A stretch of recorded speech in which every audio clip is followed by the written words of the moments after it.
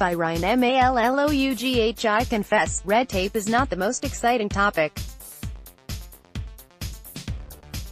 It can be difficult to explain, it doesn't always come with flashy price tags, and while one-off examples may make you shake your head or roll your eyes, it's hard to visualize the scope of hundreds of thousands of rules and requirements. Whether it's pages and pages of forms, restrictive access to online services, or duplicative licensing requirements, red tape adds up quickly and causes big problems for small businesses.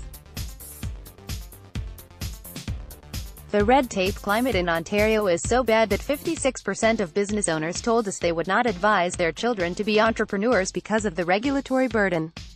But in the last 6 months, we've experienced something new. When you walk around Queen's Park, there's a buzz in the air about red tape, and during CFIB's 10th annual Red Tape Awareness Week TM, it's something worth getting excited about. This week, we awarded the Ontario government an A in our Red Tape Report Card, the highest grade the province has ever achieved. The report card is based on 3 key questions. Is government showing leadership on the file? Is the government counting the number of regulations and updating that count? And, has the government placed a hard cap on the number of rules in the system? The strength of political will and leadership the Ontario government is showing on red tape reduction is almost unparalleled. It's not only Premier Ford, or Economic Development Minister Todd Smith championing the drive. It's not even limited to Cabinet. Since the new government took power, we have received several calls from business owners across the province letting us know that even their local MPPs are reaching out for red tape headaches.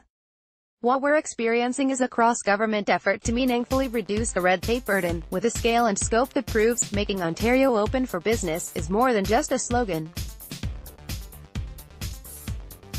In the fall fiscal update, the government set a clear 25% reduction target to be met by the end of the mandate.